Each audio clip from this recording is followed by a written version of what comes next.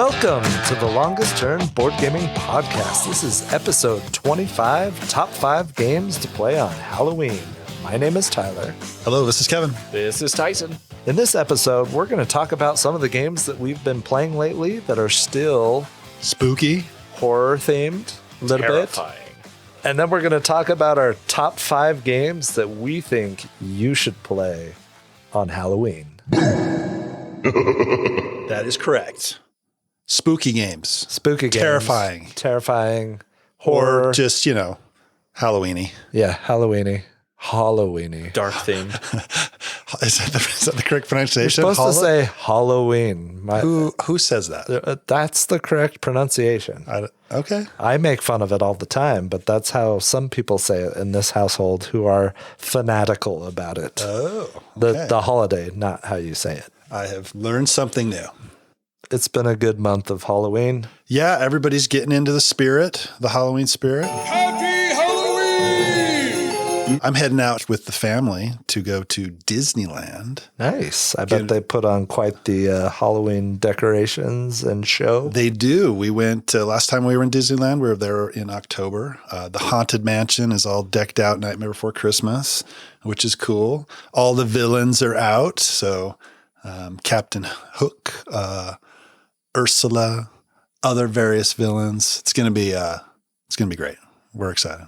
That would be a fun place to go for a Halloween season. I've gone to some theme parks and things like that, and it's fun when they get in the spirit and they have their own like traditions and things like that you get to experience. Speaking of traditions, though, do you guys have any like specific Halloween traditions that you like to do?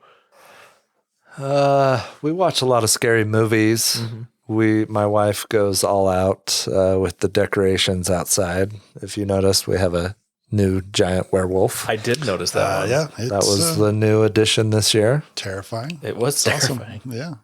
I don't have anything specific, like similar to you. We watch Halloween movies and spooky things and do that all leading up. But I was thinking this year that I was going to start something. I've started reading Frankenstein, the book by Mary Shelley, and I've started doing that. And I love that book. I've read it before, but I was thinking, it's perfect. Like the length could fit that you read a chapter a night, essentially leading up to Halloween. And then by the end, you've finished Frankenstein. I think that book is great. That's kind of, I think, where I'm going to be going for a Halloween tradition personally moving forward. Nice. You need to play Abomination with me. I would love to play Abomination. So I did Dracula a few years ago, and I loved it. Kevin, what are some of your traditions? We go trick or treating. What is? Do you guys know about this tradition? Yeah. We do. So we have Yummy Mummies every year. So Yummy Mummies, you get hot dogs and you wrap them in. Oh yeah, like a croissant thing. It's a pig in a blanket. It's basically a pig in a blanket. You call it a Yummy Mummy. Yummy Mummy. You put and then you put the ketchup on it like blood. Oh, okay, yeah. Yeah. We usually have a themed Halloween game night. We try to get something in like that, And the themed foods. Alicia, my wife, we don't do this every year, but she made like chocolate covered pretzels and then put an almond as the fingernail, and it looks like a creepy witch finger type of thing. So sometimes we do stuff like that. Yeah. That's awesome. Yeah. Going back to Pigs in a Blanket. When you guys were kids, what was the meat in the Pigs in the Blanket? A hot dog or like it was just a hot dog. It's always just been a hot dog. It's always been a hot dog for you? So for some people, it's been Smokies. Smoky, that's what the For me and my house growing up, it was Vienna sausages. Which I keep teasing my wife, like, we need to go back and try this. And she's like, those are disgusting. And the ones you get out of a can. Yeah. Oh, where you'll have to like drain the oily liquid. Yeah. That's terrible. We used to have those and eat them just straight from the can. Like that's even kids. More terrible. And like we loved them as kids. And looking back, I feel like that's terrifying. Wait a minute. That should be Halloween. Are you supposed to cook them? Yeah, you cook them. Yeah. No, because they're pre-cooked. No, backpacking. It's like Spam. We would go backpacking, and we would take Vienna sausages backpacking. And they were delicious. Just eat them out of the can. I don't know if I'd go as far as saying they're delicious, but it was food. Yeah, but I feel like my wife missed out on that the Vienna sausage Or version she got lucky. of the Pig in the Blankets.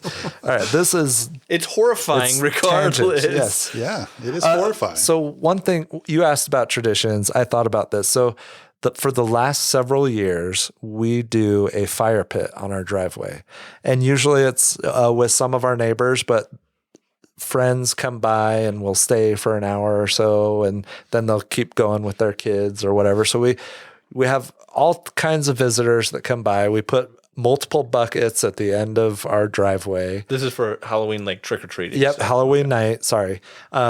And we have a fire pit on the driveway. We've got music going. We've got food. Shelly always does queso. One of our friends always does apple cider. Someone always brings a pizza. So we always do this, right? One funny story. Okay. So our friend Aaron, he was dressed up as He-Man. Okay. And Mark from the podcast that we've had on is in our gaming group. He was also there one time, and he was dressed up as the Swedish Chef, which That's amazing. He's super tall. Yeah. Dude, it was hilarious. So anyway, we're sitting around the fire, and Aaron's in his He-Man outfit or costume, and Mark's in Swedish Chef. And like the fire popped and an ember flew and landed.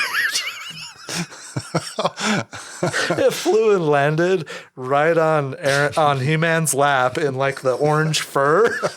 And the Swedish Chef starts trying to put out the fire, and it was, he's just He started a fire on his... it didn't actually start, but the Swedish Chef, Mark, was trying to keep it from... Bork.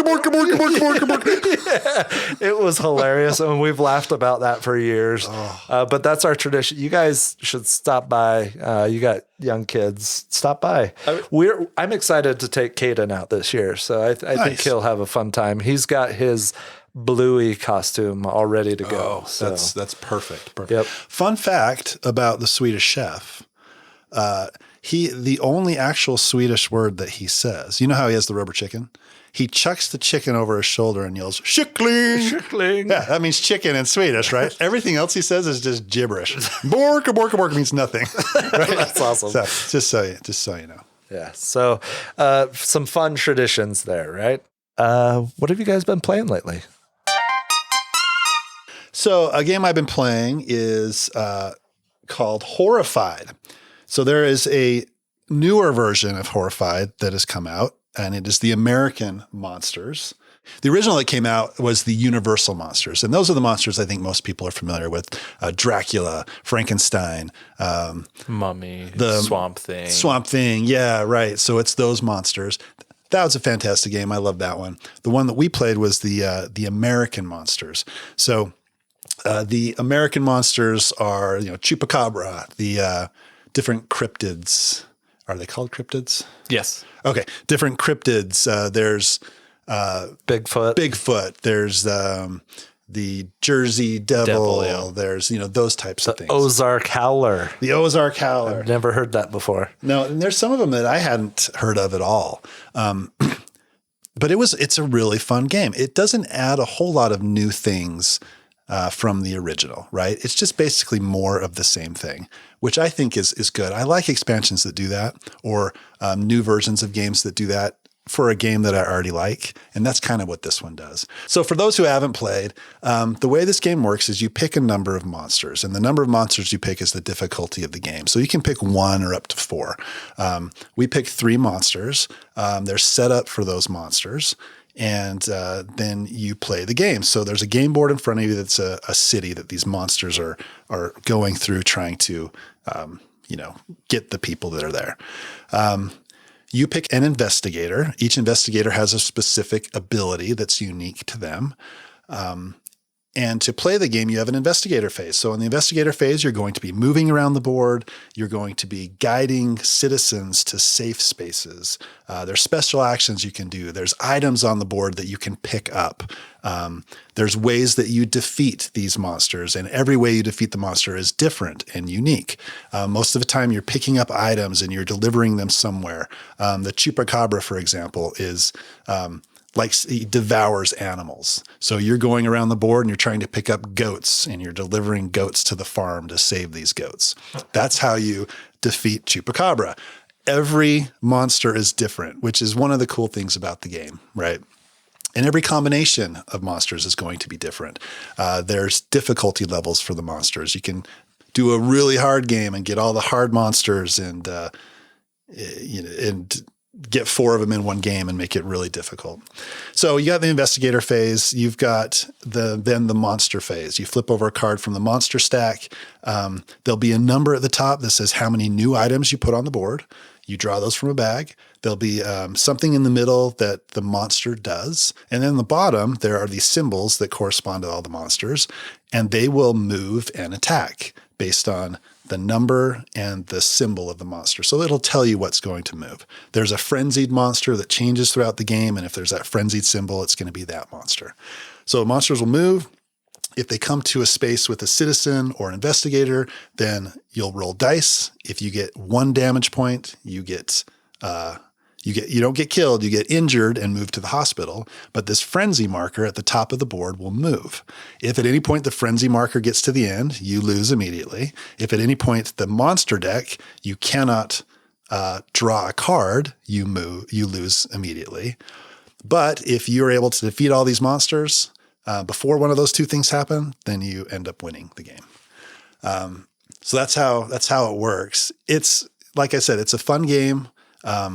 The variability between the monsters is a lot of fun. It's on the lighter side of co-ops, I would say. So it's more a family co-op.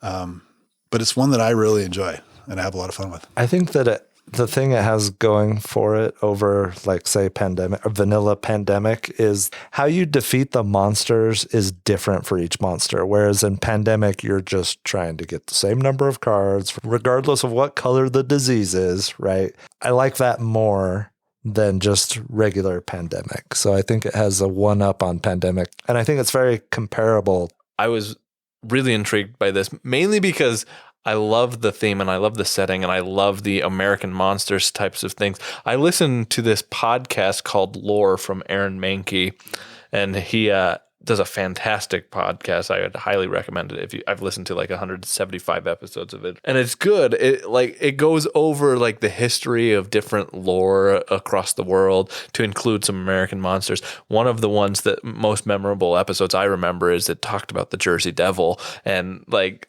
so when I saw that there's a board game that has the Jersey Devil in it, it was really exciting to me, and I wanted to experience that. So I like the theme, and I like the aesthetic that this Horrified American Monsters has. The art is pretty.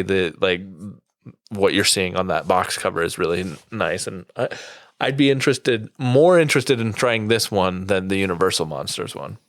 Yeah, and like Tyler mentioned, it's pretty thematic what you're doing, and it's different for every monster. So, Mothman is moving around the board super fast, but you're setting traps for him.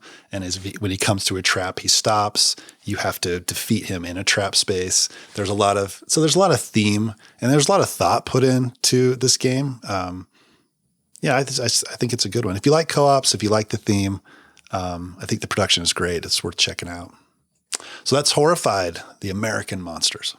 So continuing the Horrified horror-y theme going on here, one game that I've been playing a lot of lately, and I've played a lot of for the last couple of years, is a game called Skulls of Sedlec.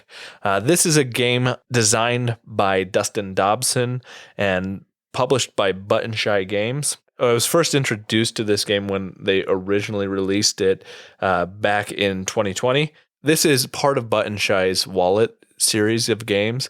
So for those that may not know, Button Shy is a publisher that publishes primarily these 18 card games, and they come in these wallet envelope type of covers. Usually have a lot of depth to them, and a lot of the times they have a lot of good like solo games that come in their line.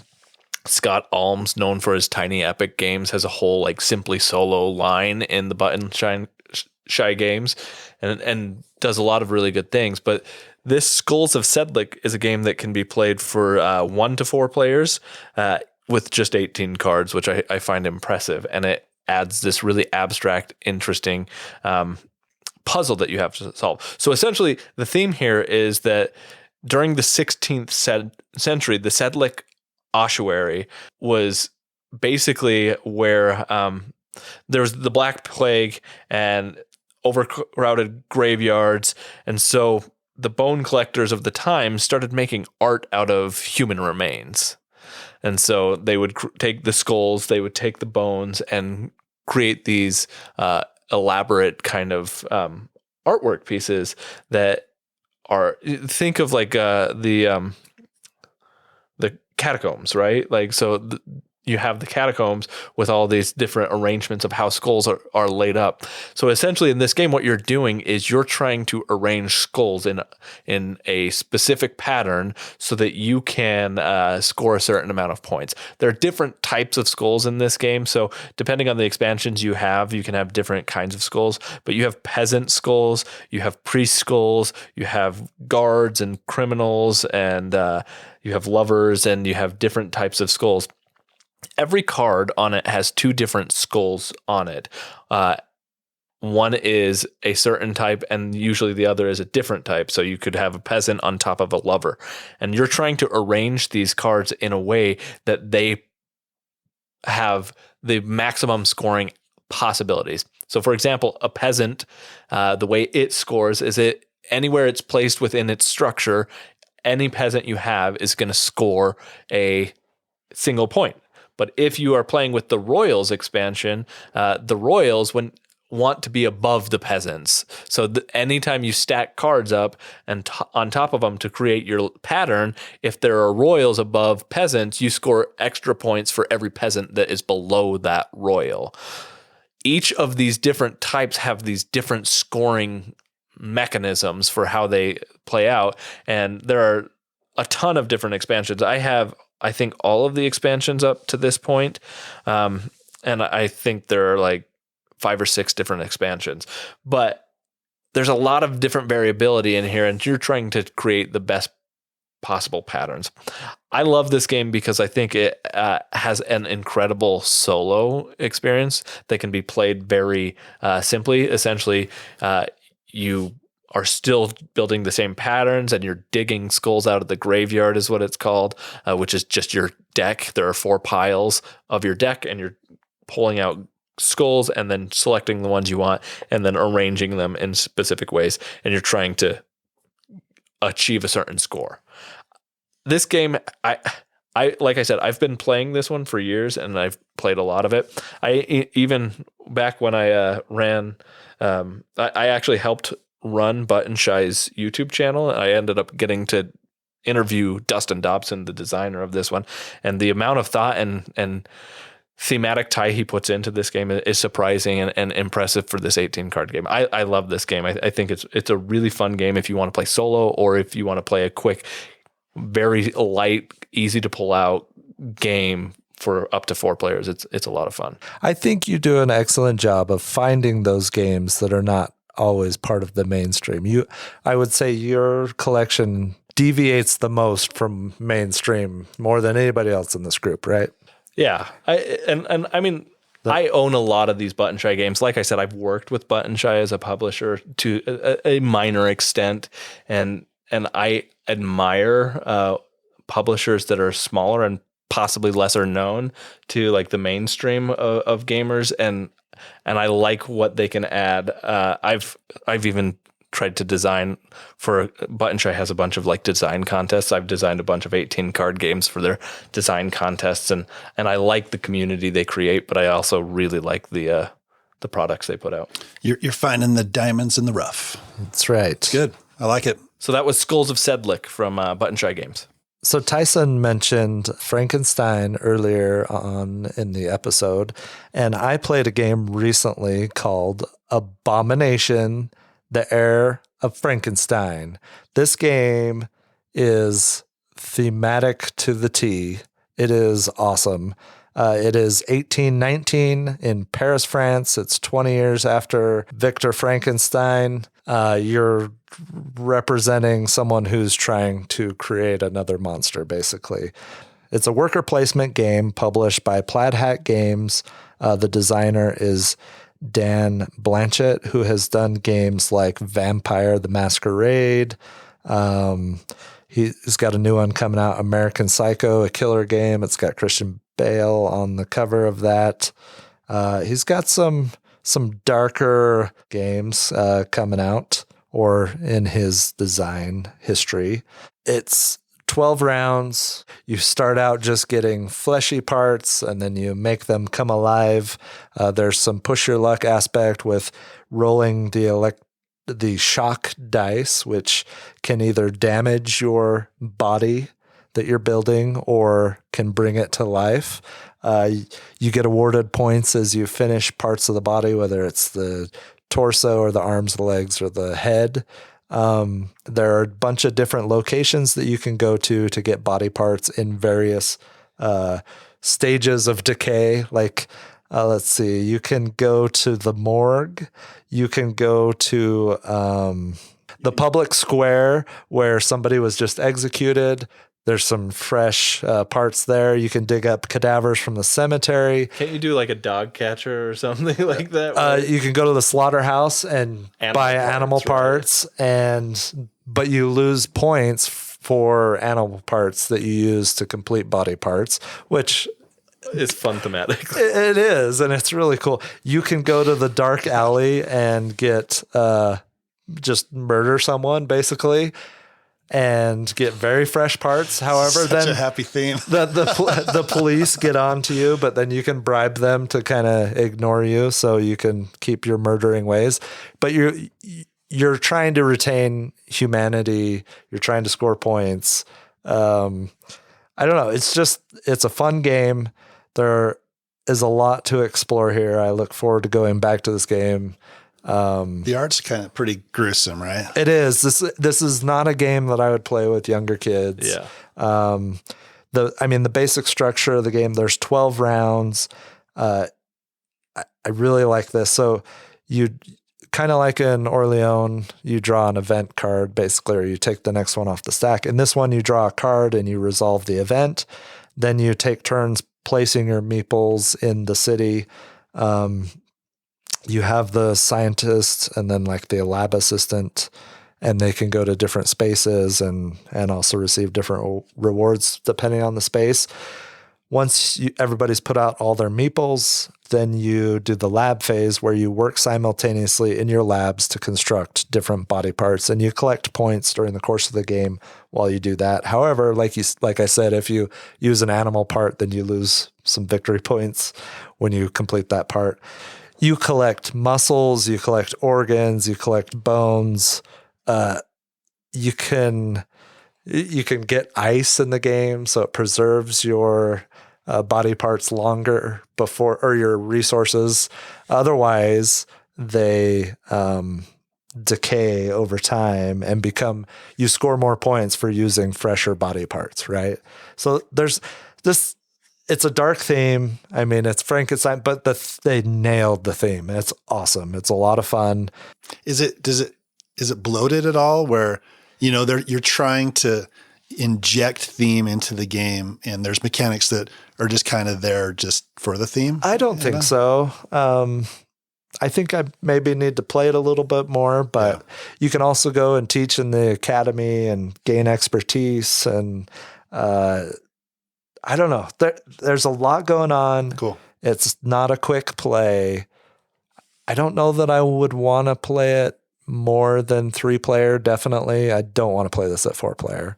Due to the AP potential? Yeah, just kind of dragging a little bit, but it's a lot of fun. The quality of the components are really nice. The money is just cardboard, but aside from that, everything else is really nice. And so it's a lot of fun. I'm looking forward to getting it back to the table. You can charge Leyden jars that you then use to roll the dice to try and electrocute your body to life. However, you can damage it, which that's thematic, right? Like, That's a hit or miss exercise in futility, trying to bring a body to life with lightning, but you can also damage it. So it's alive! It's alive! It's alive! It's alive! Very thematic, very excited to go back to this one. It's one that when you do go back to, I definitely want to play. This is one that I've had on my radar for a long time. Thematically, I don't know that you get more horror themed than this. Like this Right. sounds like it is the quintessential Halloween game, almost, as it were. Like, Yeah, it's perfect. Like I said, it's a little bit darker. Would not play this with younger children. Yep.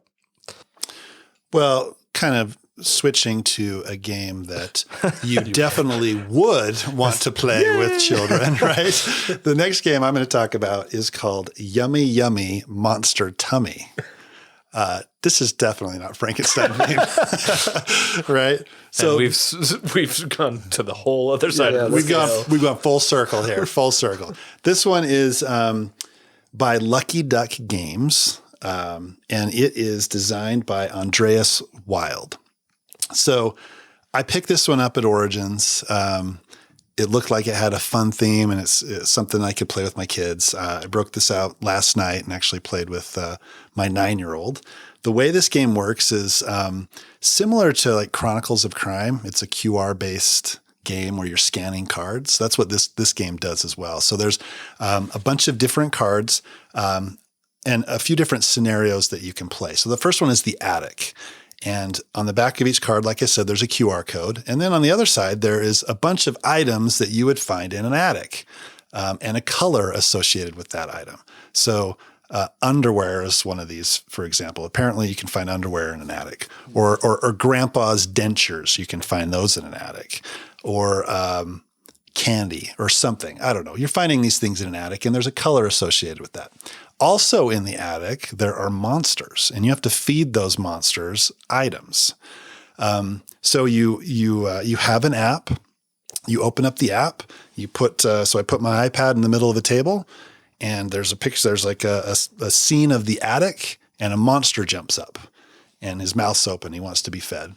So you deal out 8 cards, and then each player will feed the monster one of their cards. So you put the QR code over, and the front-facing camera will scan that code, and then there's an animation that gets done.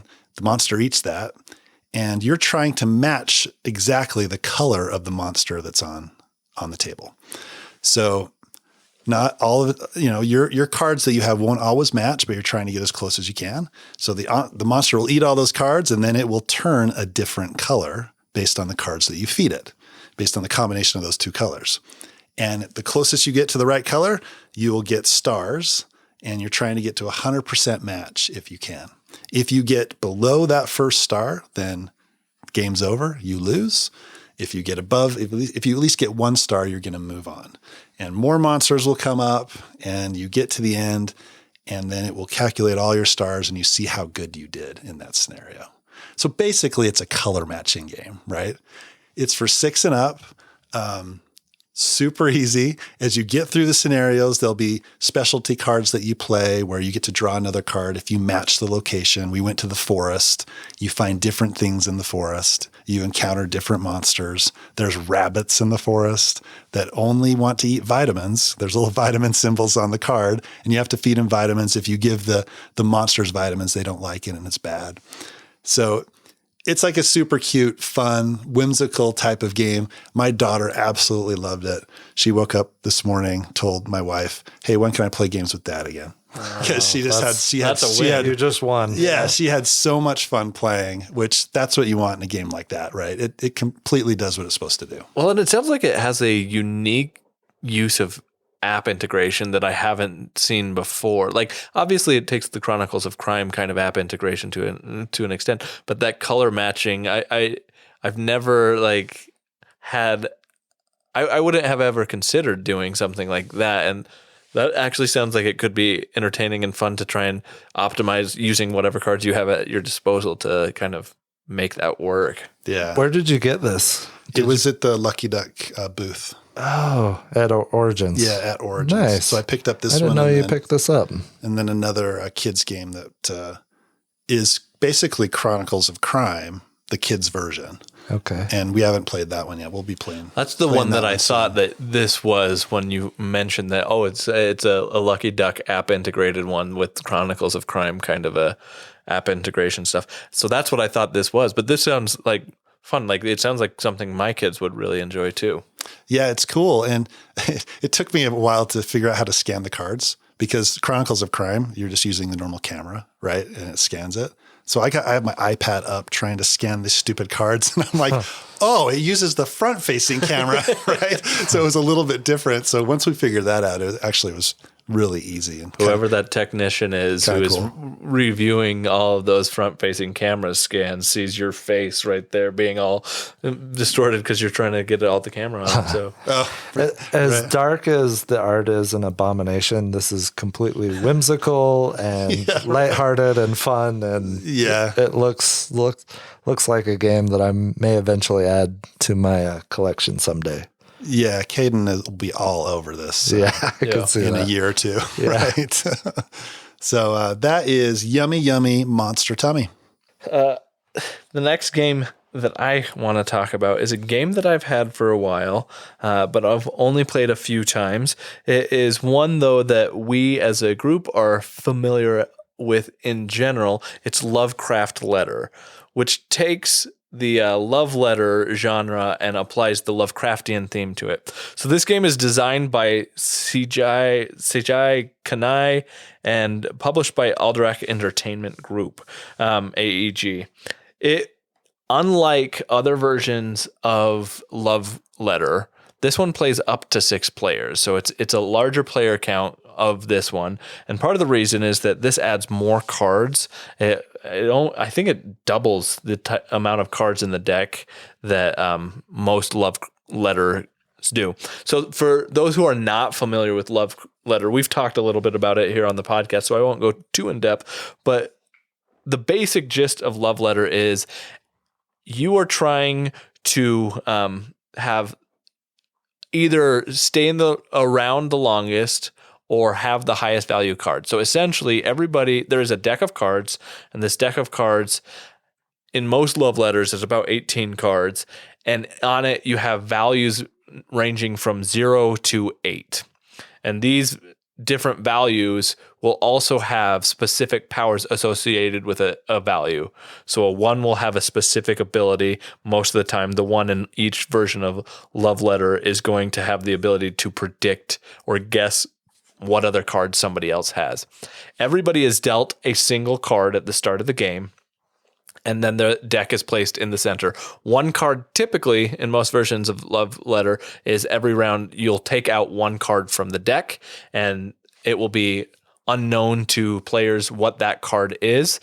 And then when it's your turn, you draw a card. So at any given time on your turn, you will have 2 cards in your hand, but all other times you will only have 1 card. You will select between the 2 cards in your hand which one to play and which one to hold on to. When you play something, you discard it in front of you, and then you must use the ability that is written on the card. So you're choosing between the 2 abilities in your hand. As that goes around, everybody's going to get the opportunity to make guess, and you're trying to be the last player standing or have the highest value at the end of a round. Depending on the version of Love Letter you're playing, there's a certain amount of wins that you'll get, and once you've achieved that, you end up winning the game. So the way that Lovecraft Letter differs from Love Letter in any variety is that it adds what's called the sanity check to the game.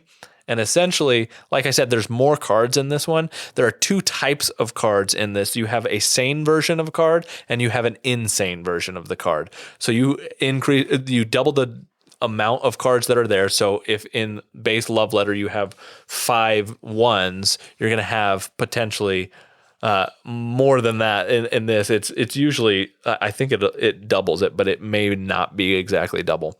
But you're going to have insane versions of the card, and you're going to have sane versions of the card. If you ever discard an insane version of the card in front of you, for the rest of that round, you are considered insane. When it comes back to your turn, what ends up happening is you have to do a sanity check, meaning for every insane card you have in front of you discarded, you must draw a card from the deck and discard it in front of you. If it is a sane card, you can continue to draw for as many insane cards as you have. If it's an insane card, you immediately go completely insane and die. Like you're out of the round and it boots you out. But those insane cards tend to have more powerful abilities and allow you to do different things, so that it plays slightly different in that maybe you do want to play an insane card because it can do something particularly powerful. And in fact, the highest value insane card, which is Cthulhu, has an auto win condition, not auto win the round, but auto win the game. So there may be reasons why you would want to go insane, but it also has that push your luck mechanic in it that makes it a little bit different than the rest of the game, or the other versions of the game. So Tyler and myself and a few others got to play this a little bit ago and got to play Lovecraft Letter. And the last time we played it, I don't know that it was as interesting or as fun for me as other times I've played it, but I still think I had a lot of fun with this one. The components in this game, the way that it looks, really nice. It's phenomenal. Like, it comes with its own card sleeves. It comes with poker chips, and like, it is. Does it come in a bag? It does not come in a bag. It comes in a box. It does come in a box. And so, like, which is revolutionary. It is. It's the most deluxe version of any Love Letter game. Love Letter, yeah. And the art's by Vincent Dutrait, who I love and has done some amazing artwork. So like it's great to look at. I enjoyed. That was my first play of it. I enjoyed it. I'd like to go back. If I had to base it, this would not be my favorite Love Letter off of the play, because some interesting and different things happened. I felt like there are some card combinations that allow you to win really easily. And that happened multiple rounds. Yeah. And it happened to you mostly, right? Or was it? No, it was Mark. It was Mark that ended up winning a lot of those because he had that consistently. I had multiple rounds where I either didn't get to play a card or only played one card. So I had a rough play. I'd like to go back to it. The production of it is amazing, but it's a fun. I could see how it's different from a lot of the other Love Letter games in its own unique way, with the insanity checks. That I did like. Yeah, the integration of the push your luck element to a Love Letter was an interesting addition, I think, to the Love Letter genre itself. I like it. I think after that most recent play, I'm not as whereas before I think it could have been my favorite version of Love Letter.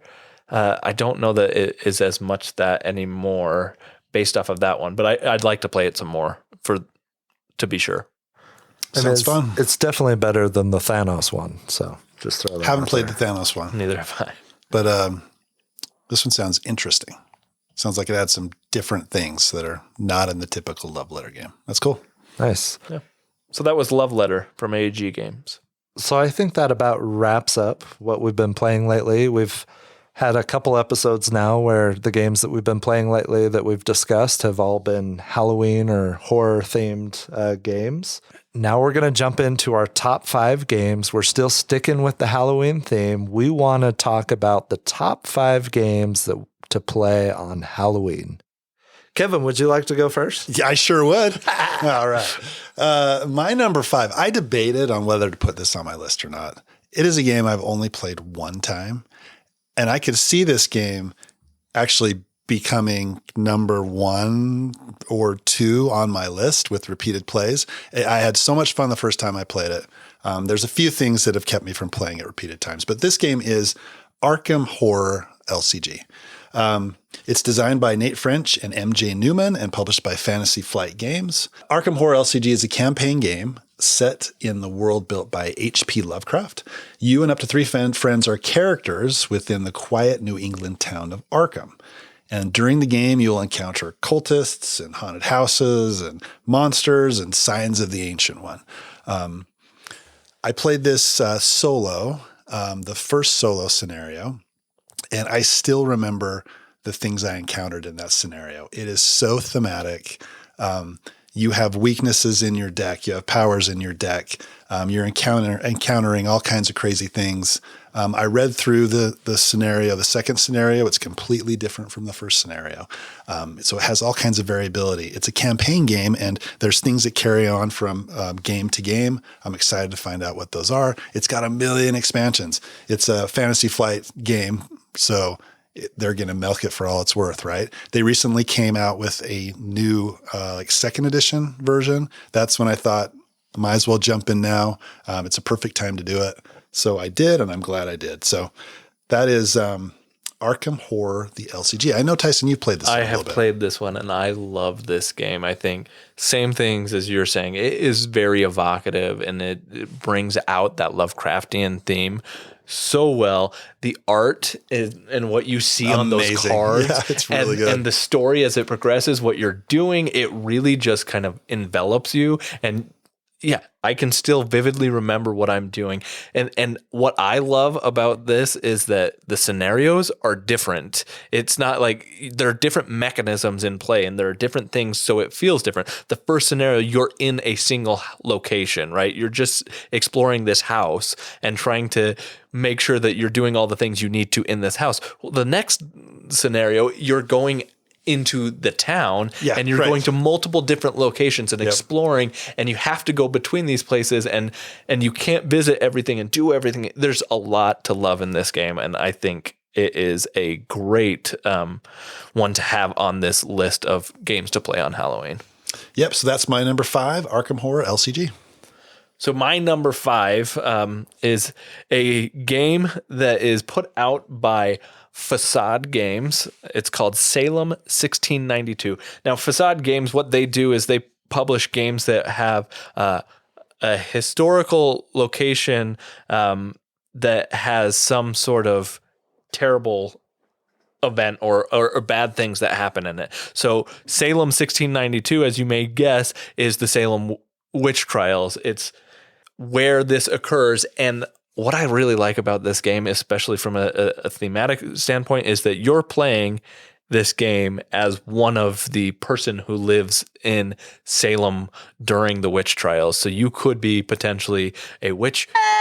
Get back, witch! I'm not a witch, I'm your wife! You could be potentially one of the Puritans who are there trying to like burn them at the stake and whatever else. But essentially what the game is it's a social deduction game in which there is an opportunity for you to become a witch. You have a series of cards in front of you. All of these cards, you have, I think, 5 in front of you. And one of them could be a witch. One of them could be a townsperson, etc.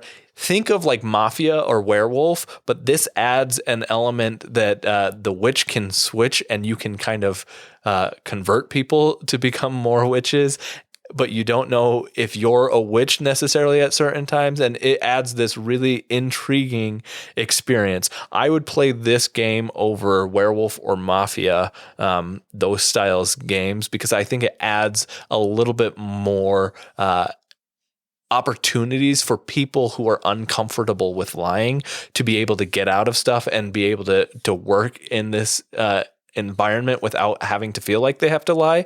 But even those who like to lie, that opportunity is there. There's this card play mechanic where you're trying to play, and once you get to a certain card in the deck, it becomes nighttime. So you don't know exactly when nighttime is going to occur or not, and like those other games, nighttime is where people end up dying or rolls switch out and things like that. I like this one a lot. I think this is a game that if you like social deduction, or even if you don't, this is a good one. And it's one that you can introduce to a lot of newer players. I've played this with my in-laws who have no exposure to games whatsoever, and they've really enjoyed this. I didn't mention it plays up to 4 to 4 to 12 players. So it's a high player count game, and it's a good one. If you have like a Halloween party or experience, you can have a lot of people participate in this one. I like it. So interesting fact. I have a lot of ancestors who are from the Salem witch trials. My Mary Town, I think Easterly, is like my 10th great grandmother.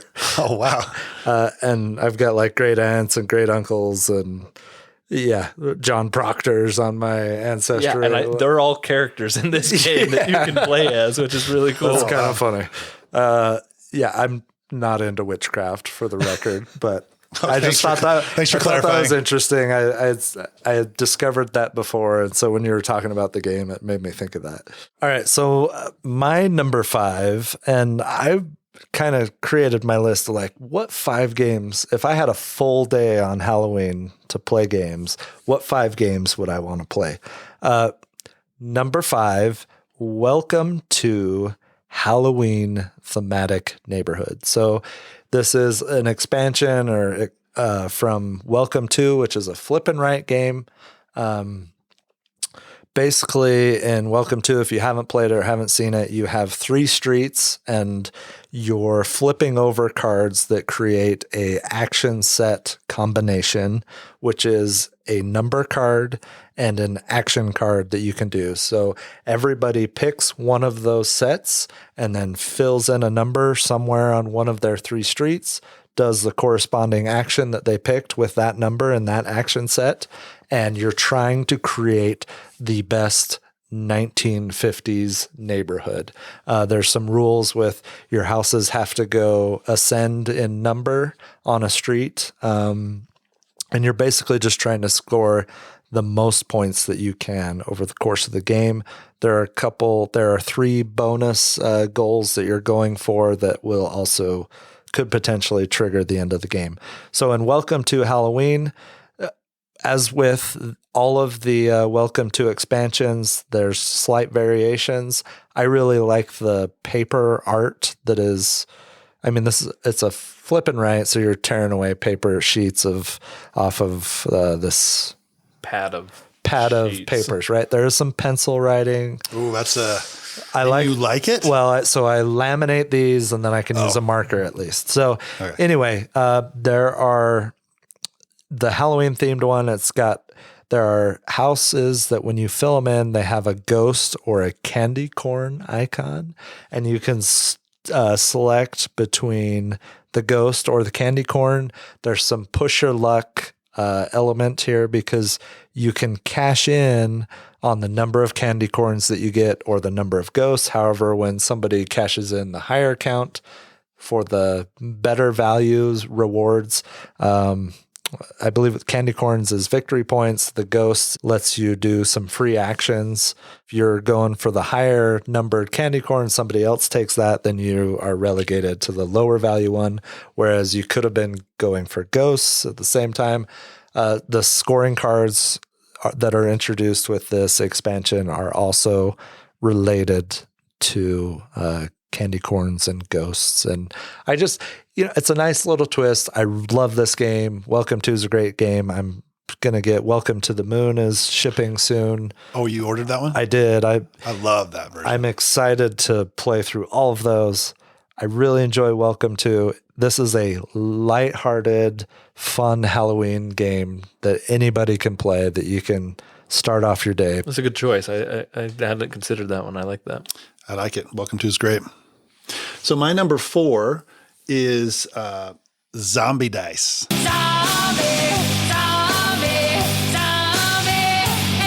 So this is designed by Steve Jackson and published by Steve Jackson Games. It plays from 2 to 99 players. Oh, man. I don't think I'd want to play with 99 players, but that's what it says. So Zombie Dice is a super simple game. I have played this game. I haven't looked at my app recently, but it's over 100 times. It's you are a zombie and you're trying to eat delicious brains. So there are 13 custom dice in 3 different colors. There's green, there is yellow, and there's red. So There's different combinations of brains and feet and shotguns on each of these dice. So what you're trying not to do as the zombie is get shotgunned 3 times, because if you get shotgunned 3 times, you are out for that round until it comes around to your turn again. But you're trying to eat those delicious brains, right? So you have a cup, you have these 13 dice in the cup, you shake it up, you take out 3 dice, and then you roll them. Any shotguns get set aside. If you get 3 of those, like I said, you're out for the round. Any brains get set aside, and then any feet there represent those pesky humans running away, and you have to re-roll any feet. So you take the feet, and then you take a number of dice from the cup back up to 3, and then you have a choice: either stop and eat your delicious brains, record your score, or keep on going and press your luck and roll again. You do that as long as you want until you either die or stop. And whoever gets to 13 brains first wins. Now, we have some expansions that make the game even better from the base game. We've got the school bus. So at any time you can jump on the school bus, and you have all these captive kids in there. I guess you can eat the brains. But there's danger on the bus as well. You can get like double shotguns. You can get triple brains, which is great. And there's these little tokens that you use to track the brains and the shotguns from the bus. You can get run over by the bus. And if you get run over by the bus, you drop one of your brains and put it back in the cup, which is kind of funny, and it's kind of thematic, right? So that's a chunky yellow dice. Yeah, it's a die. beefy die. And I don't know like how. A D12? I think it's like a D12. Yeah. It's a big die. There's also an expansion called the Hunk and the Hottie. The Hunk has 2 brains, and it says in the rules, not because he's smart. It's just because his brains are more delicious or something. I don't know. The Hottie has, her feet print are like stilettos or something. It's kind of funny. And they have. I haven't played that one. They have different rules. They can rescue each other. So if one of them has been captured and there's a brain, the other one can rescue them. So that's kind of fun. There's Santa.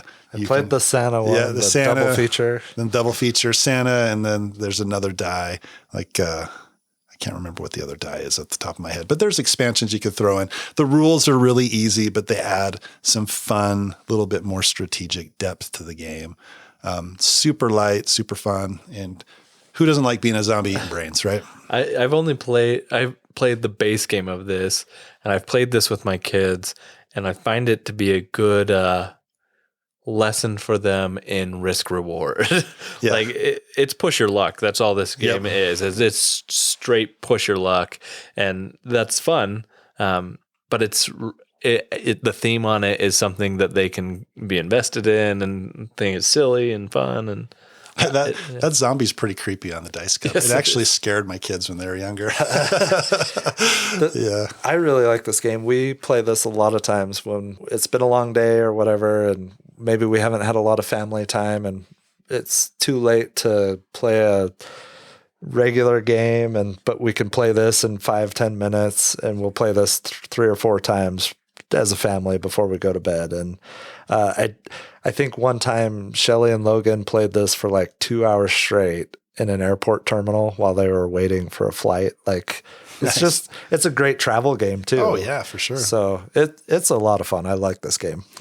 Yeah. So that is my number 4, zombie dice. So my number 4, similar to Kevin's being an apocalyptic game, my number 4 is an apocalyptic game called Eschaton.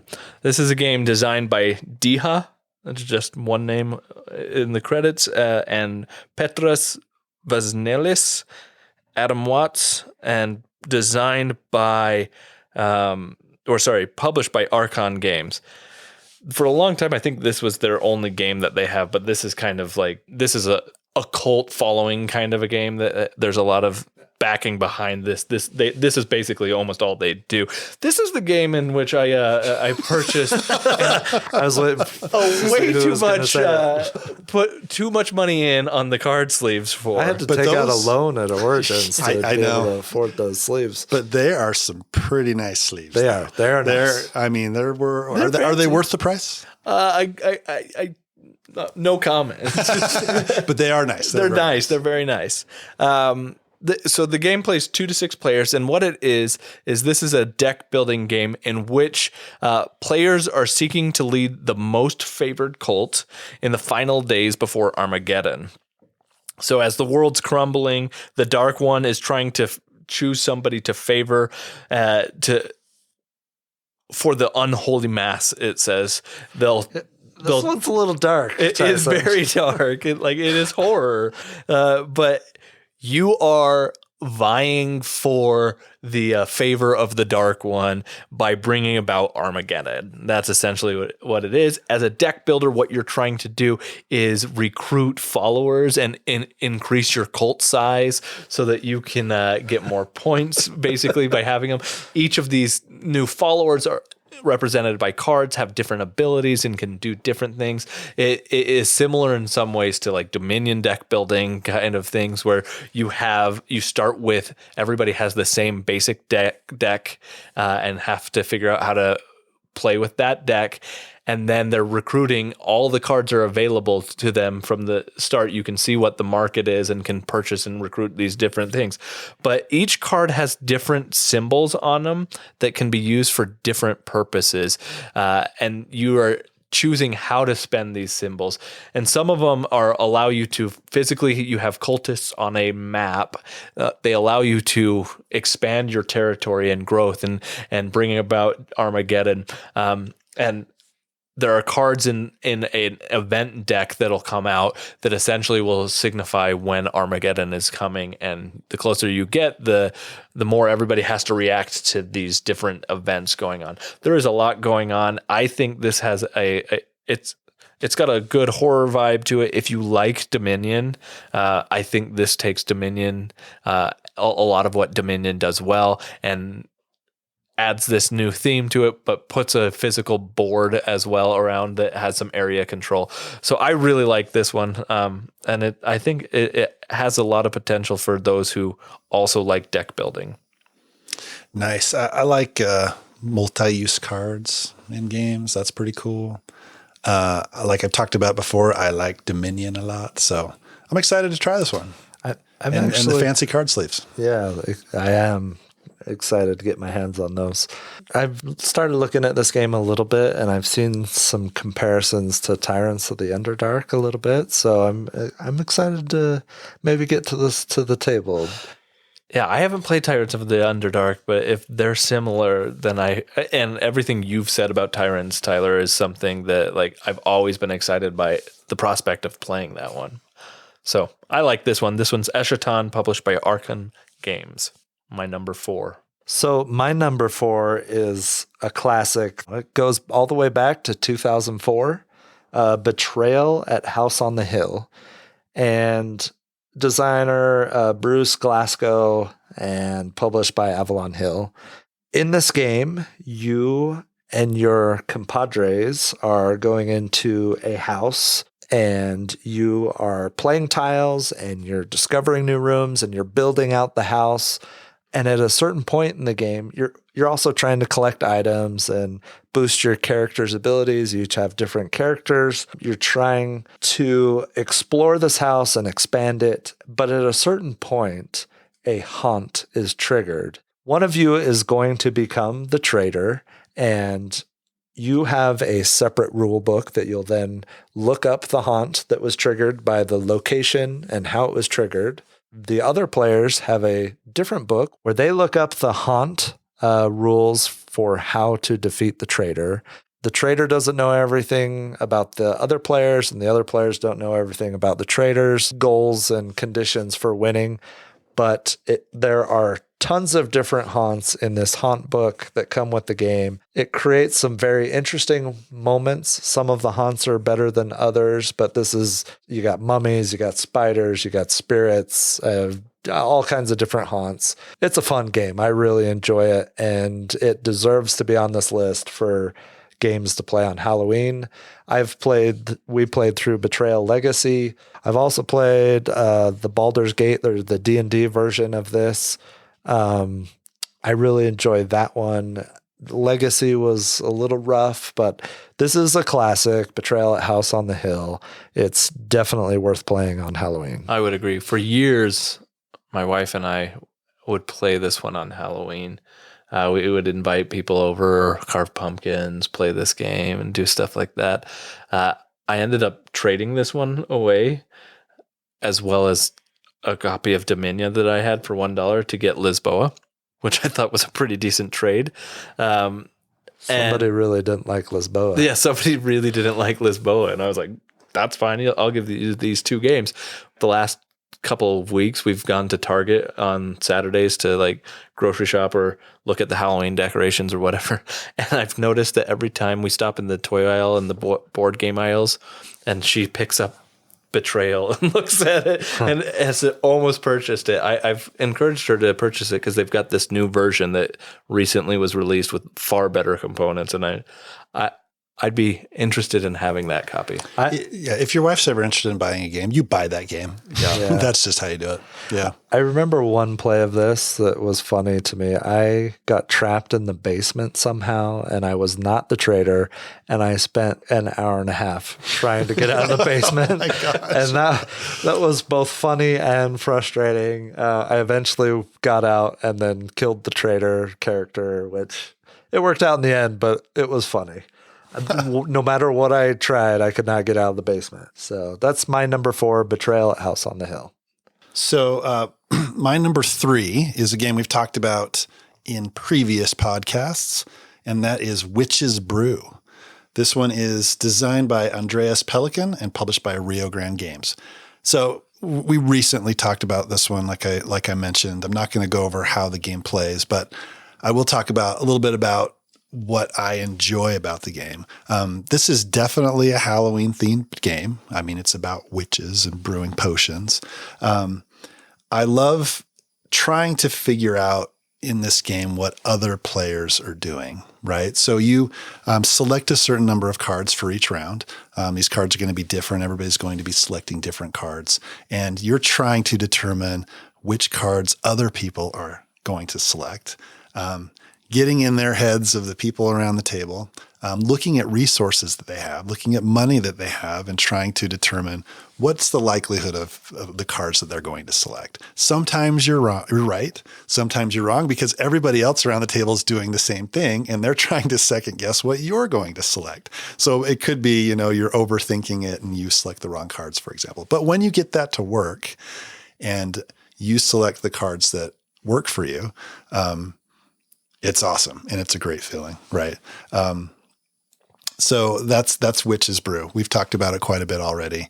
I think it's a great Halloween-themed game. It's one that I enjoy playing quite a bit. Absolutely. And I know you guys have recently played, right? Yeah, and it was my first experience, and we talked about that in our other Halloween episode recently. And I agree for all the same reasons that I love the mind game of, clearly, I cannot choose the wine that is in front of me. Like, I can't choose the card that's in front of that I think you're going to take because you think I'm going to take that card. So because you think I'm going to take that card, I have to choose this card. But did you think that I was going to choose that card as a result? It's this perplexing experience that I really enjoy.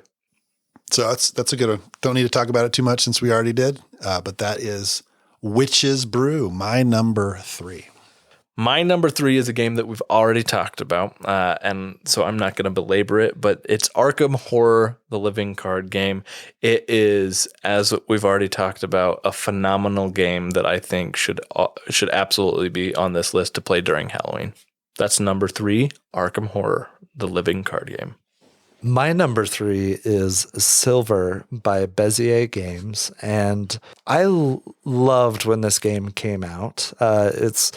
The theme is loosely on there. You're trying to have the fewest number of werewolves in your town. So basically, this plays like a game that I played as a kid with a deck of cards called Golf, where you were dealt a number of cards face down. Over the course of the game, you draw a card and you may be able to replace a card, or you discard it if it's not a lower valued card. If it's not a lower valued card, you're trying to score the fewest points possible. So Silver builds on that a little bit. You are dealt 5 cards. You don't know what they are. You can look at 2 of them before the game starts. and they range in value from 0 to 13. You're obviously trying to get the zeros, the ones, the twos. There are ways to remove cards, but you're drawing a card and then either discarding it and using an action that each card has, and each number's different, what the action is, or you're replacing one of your 5 cards with the card that you drew. At a certain point, you can choose to flip over any number of your cards, and if they are the same, you can get rid of them. If they're different, then you get stuck with them and you take on more cards. I really like this game. I talked to the folks at Bezier Games at Origins, and it did sound like the other 4 decks that I have seen a picture of at one point a long time ago will eventually see the light of day. For now, there are currently 4 decks. It's Bullet, Dagger, Coin, and Amulet. The thing I really love about this game and having multiple decks is you can mix and match. So I can take the 0 from Bullet, and I can take the 1 from Amulet, and all the way on up. In fact, there's 4 rounds in the game, and if you have all 4 of the decks, you can create 4 custom decks and play a different deck each round, which is a lot of fun. If you're familiar with the cards. If you're not, then that's a slog. Just stick with the deck as it comes. Silver is a great game. You got werewolves, you got vampires. It's a Halloween game pasted on, but it is a lot of fun. We've had some exciting games of this that came down to the last moment. There's a lot of take that in this game. You can be nasty with some of the cards. Some of the decks are more nasty than others, but it is a great game by Ted Alspach. And it's a great one to introduce people to as well. Like, we've played this with a lot of people at our big game nights, and this is one that's highly requested time and time again because of that. The more you get familiar with it, the more funny things can be. And it's a good experience. And I remember we had a couple people stay a little bit later, and I mean, we played this game past midnight one night, and we were loud and laughing and yelling, and it was awesome. We were playing with a new deck, I think. Not everybody was familiar with the cards, but just the way things worked out in that game was hilarious. People were stealing cards from each other. Nobody knew who had what, and it was just it was all over the place. It was everywhere, but it was fun. It was a really fun game. I really like this game. I'm really excited for the upcoming decks. I'm not sure when exactly they'll be released, but it did sound like they are still coming. So that is Silver. Well, my number 2 is a game I have already talked about, and that is Horrified. Both versions of Horrified. Obviously, this is a very much a Halloween game. It's designed by Prospero Hall, published by Prospero Hall. They did a fantastic job for all the reasons I talked about earlier in the episode. So if you want to hear what my thoughts, rewind about an hour, and that's Horrified. That's my number 2, Horrified. My number 2 is a game that we've recently talked about. In fact, we did a feature review on this one in episode 22. That game is Cthulhu Death May Die. I'm not going to go into depth on this given the fact that we've done a feature review on it. If you want to hear our thoughts on that, go there and listen to that in episode 22. I will say this about Cthulhu Death May Die here. It's not only one of the best Halloween games, it's one of the best games out there, especially from a cooperative standpoint, in my opinion. I think this game is fantastic to play all times of the year, but in particular during the Halloween season. Ditto. Yeah, agreed. Amazing game. So my number 2 is Nemesis, or Alien. You wake up in a spaceship and it's semi-cooperative. You have hidden tasks that will allow you to win the game, and that may involve getting safely to your destination, or it may be ensuring that player number 3 does not get to their destination. Does not, that it is killed off, right? So you're waking up, you're exploring the ship. You have to get the engines, make sure the engines are functioning and turned on. You have to make sure that the ship is going to the location that you need it to go to for you to win. Nobody knows what your objectives are, but they become clear when you're in a room and somebody throws a Molotov cocktail in and finishes you off after you just helped them defeat an alien. I mean, hypothetically, right? Hypothetically, yes. Right. This is, I needed to kill somebody, Yeah. and you were close, and I'm like, why not kill Tyler? Yeah. It worked out great. He so they're called intruders, but they're really aliens. They start roaming the ship. There's alien eggs. There's different various levels of maturity of aliens roaming the ship. There's different rooms that have different functions. You can shut off the air in parts of the ship. You can turn on the engines. There's weapons that you can pick up. You're trying not to make noise as you move from room to room. Otherwise, you attract the intruders. This is a really fun game. I would love to get back to this game. It's been a while since we had this on the table. You have the deck of cards that you have available to play are asymmetric. You each have different characters, all kinds of different cinematic endings that could happen, and it's a lot of fun. That is my number 2, Nemesis, by Awaken Realms and designed by Adam Kwapinski.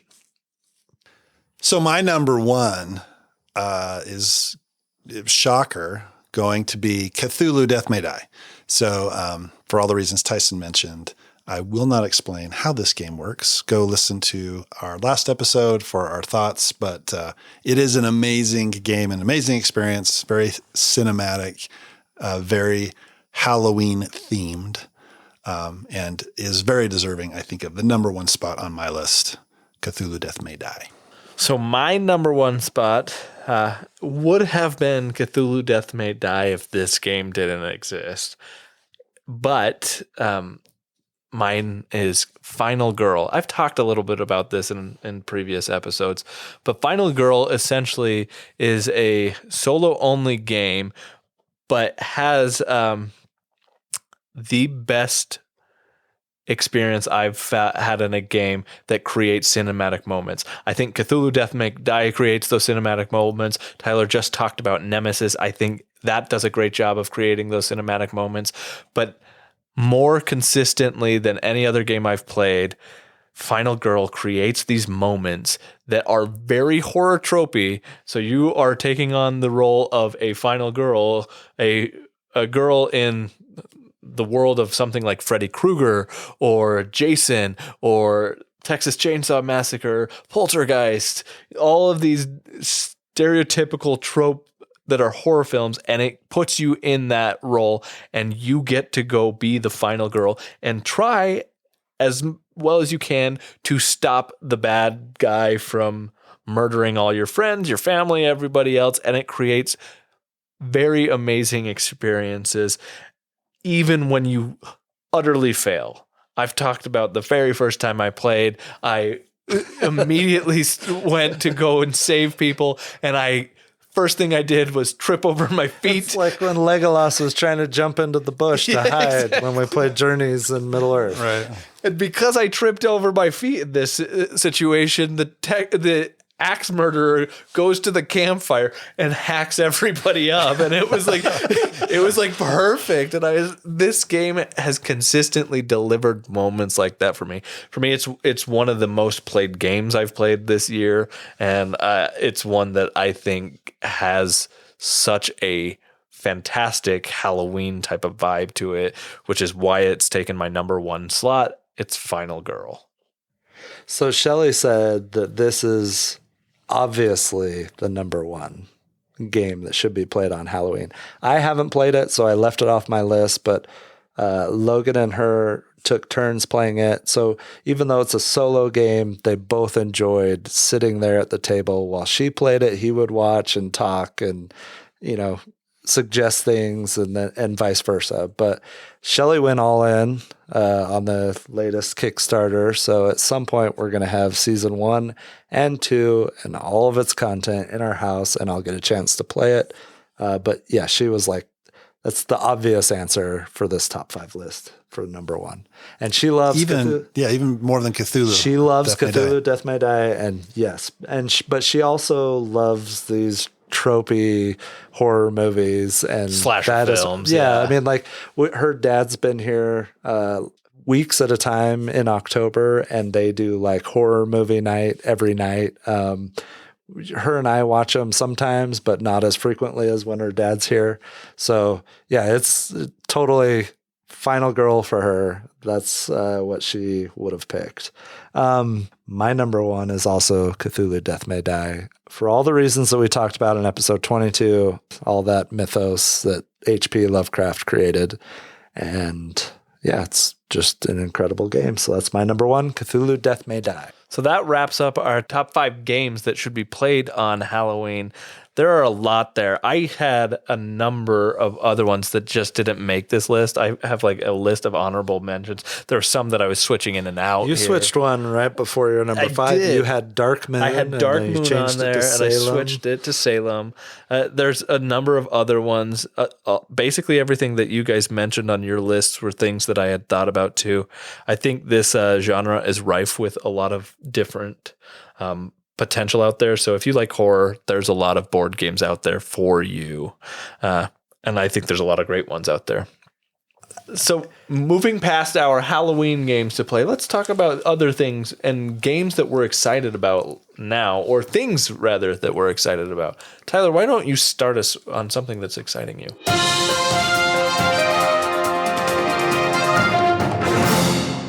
So something that's exciting me, there's 2 things, and neither one of them are related to board gaming, but that's okay because I can say what I want to say.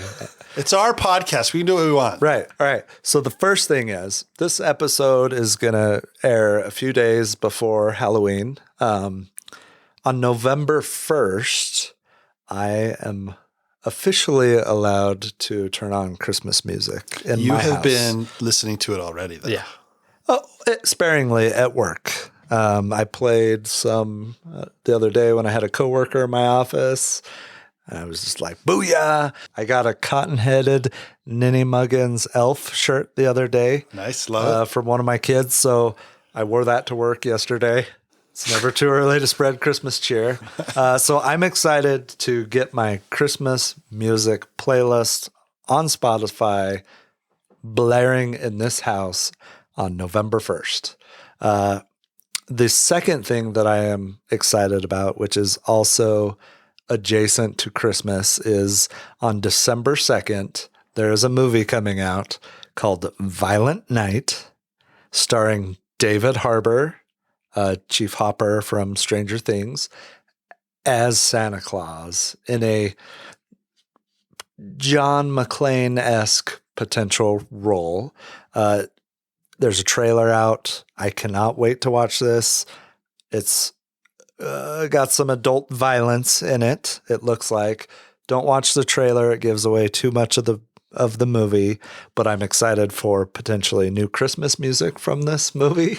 I'm excited for the next best Christmas movie since Krampus to come out.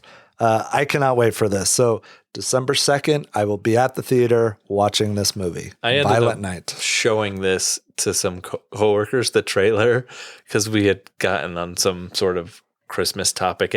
No, it was the podcast. We were talking about the podcast actually, and I mentioned that you were excited about this and you liked Christmas music and stuff, and so I showed them the trailer, and about 5 people were like, "Oh, I'm going to go see that." So they were very excited. I think that I will see it. I don't know that I'm going to theaters to see this, but I'm going to wait till it comes out. I will watch this. No way. Out of theaters. So when I mentioned my friend Aaron, who was He-Man earlier. His crotch was burning. Yeah. And the Swedish chef Swedish chef. put it out for him. Put it out, everybody. Yeah. So we went and saw Krampus in the theater on a dark and stormy night, and it was amazing. And then we came out to his truck, and it had been snowing the whole time. The roads hadn't been plowed yet. It was like totally thematic with the movie. It was awesome. Were there creepy snowmen? That would have been even better. It would have had his truck been surrounded by them. Yeah, that would have been awesome. No, but like I cannot wait to see this. So years go by between good Christmas movies. It's also not a movie that I'm gonna uphold to my high film viewing standards of reality and expectations of story and characters and plot. You're not going to be so as you're just critical gonna watch it to enjoy it? That's a novel thing. But it's for not movies. I watch the other lore of Christmas. Come on, how dare you? It betrays. No. No, you got to look at this with your critic hat on. You watch it for what it is, right? Lord of the Rings. That's what I watch all my movies. Yeah, but that's the problem, because like Lord of the Rings, Rings of Power, it's supposed to be epic and amazing, and the story is supposed to be amazing, and it's not, and it's terrible, and it's all of not those things. So yeah, I can still watch it and be entertained though. I'm hoping I hope it's a good Christmas show. With a lot of death and slashing. Yeah. Violent Night is right. Yeah.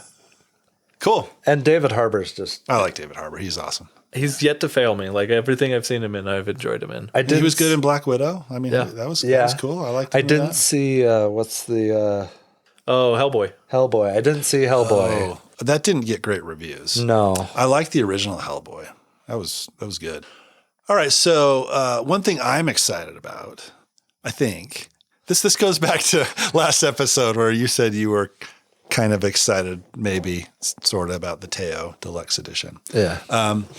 It's Wonderland's War. So just recently, as of recording this episode, they announced a new Kickstarter for Wonderland's War, and there is an expansion they're coming out with, and they're re-releasing the original Kickstarted version. It looks amazing. I've always loved the look of this game. I remember looking at the original Kickstarter and kind of going back and forth on if I wanted to back it or not. It's got amazing, components and bits, and you can spend up to $180, I think, if you want to go all in on the Kickstarter. I might do that. I know Ben has it in our group, and I want to play his copy. I think he loves it. He does. So I want to get it played and potentially back it. So I'm excited to play that and possibly back the Kickstarter. I've heard really good things from different sources about this one, and that somebody, and I don't know if this is true or they just have no idea what they're talking about. Somebody said it was like a blood rage killer. Oh, really? A blood rage killer? Doesn't make sense to me. It's like a bag builder. But yeah, like I don't know why that is. Like, and maybe I misunderstood what the context was, and it was a different situation. But it is. That's a glowing endorsement if it's true. Yeah, or somebody is just very delusional, but I don't know.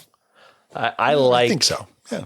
I like the idea of this one, and so I'm all for playing Ben's copy and you backing it so that I can play it. Yeah.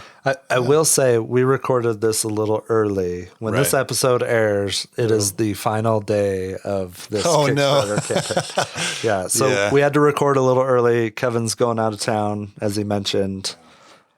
So yeah, if you are jump on it quick, listen to the episode to the end and back this one right away. Yes. Yeah. No, I feel the same way as you. I want to play Ben's copy and figure out if this is a game that I want in my collection or not. Yeah, I love the art style of it. It just looks great. Well, it's Druid City Games, I believe, that has put this one out. Yep. And their production value on all their games have been really high, I think, and they do a great job. Yep. So that's what I'm excited about. So what I'm excited about is something that I've been excited about since episode 1. It was the thing that I was excited about then, but now we have a Kickstarter launch date. On November 8th, Unconscious Mind is going to Kickstarter. This is a game that has a lot going for it. For me, at least, you've got both Vincent Dutrait and Andrew Bosley art on this game. You've got Johnny Pack as one of the designers who did Coloma, Merchant's Cove, etc. And I've liked his stuff.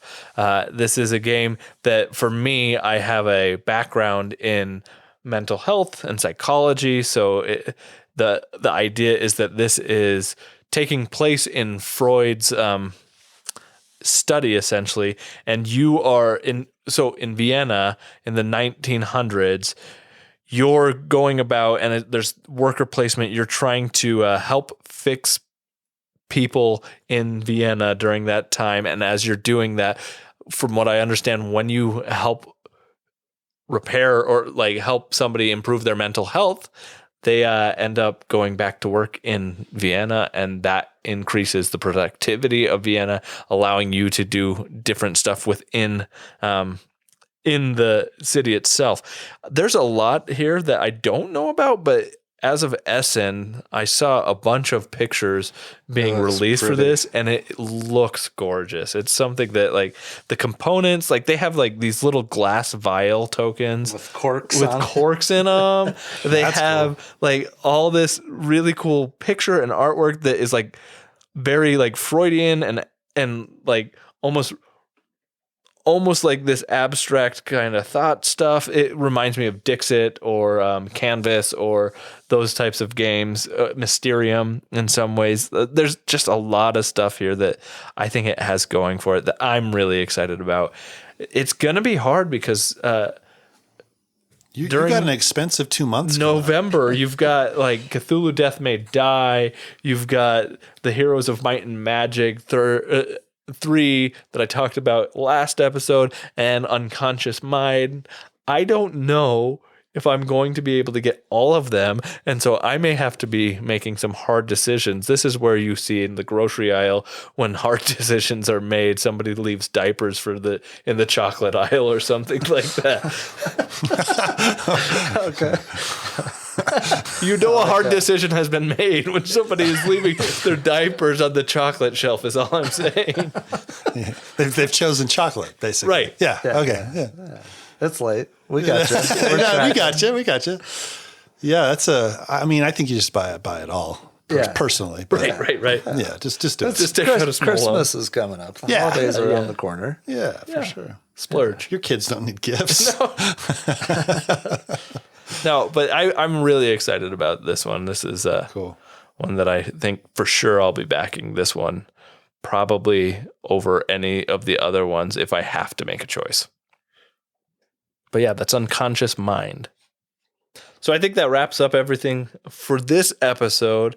For those of you that are going to be celebrating the Halloween season, hopefully you've got some ideas of spooky games that you can play.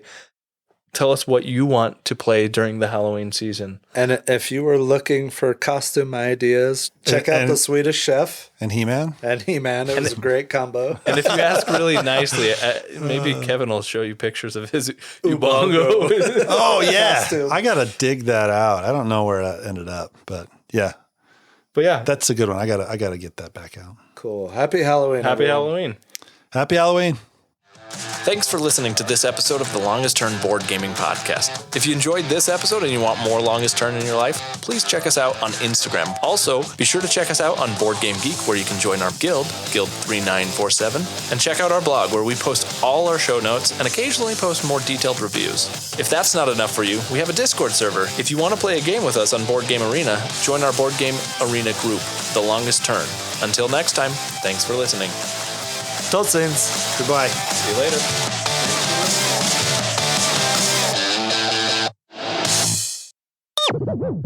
In this episode, we're going to talk about some of the Halloween games. Nope. Yep. And then we're going to talk about our top 5. Why are you guys laughing? I don't know. Yep. Yeah, it's a yep. As a matter of fact. Right. Yep. Yep. So for those of you that haven't played, the way this works, oh my gosh, yeah. It's real, hey guys. Okay.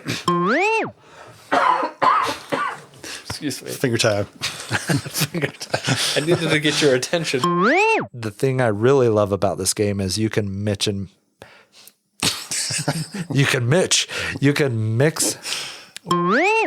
So that wraps up what that list. Let's move into what we've. I